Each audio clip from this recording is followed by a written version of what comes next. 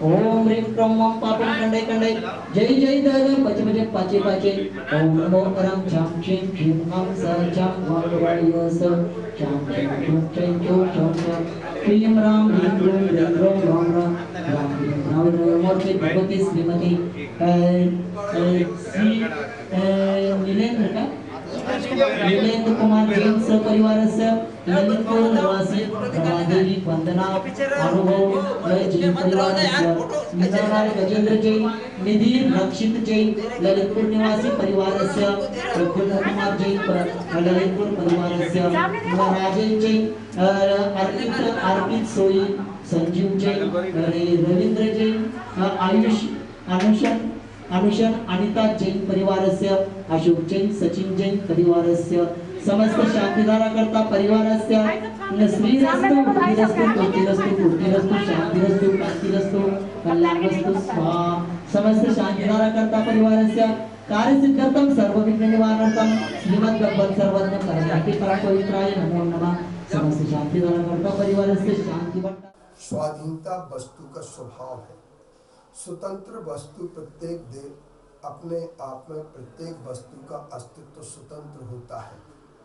एक वस्तु दूसरे एक वस्तु की अधीनता बंधनों में जब बंध जाता है तो वहीं पर मुक्ति का अभाव होकर के संसार का चक्र चलने लगता है। आज स्वतंत्रता दिवस पर हम आप सब लोगों के लिए एक बात कह देना चाहते हैं कि जहां राष्ट्र की स्वतंत्रता की आवश्यकता है,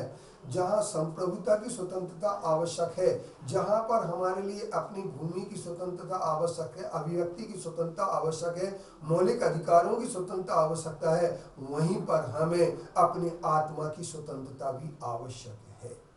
आत्मा की स्वतंत्रता जब हमारे लिए प्राप्त होती है तो हम अपने कर्मों के बंधनों से मुक्त होकर के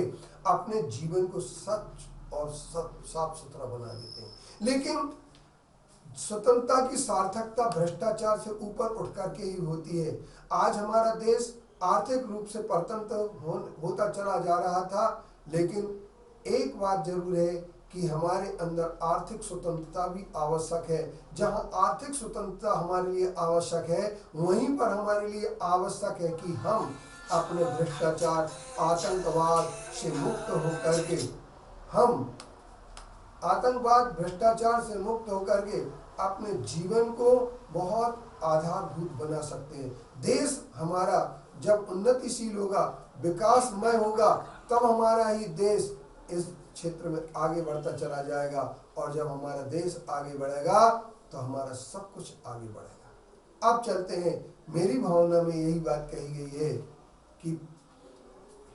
बनकर सब युगवीर हृदय से देश उन्नति रत रहा करें।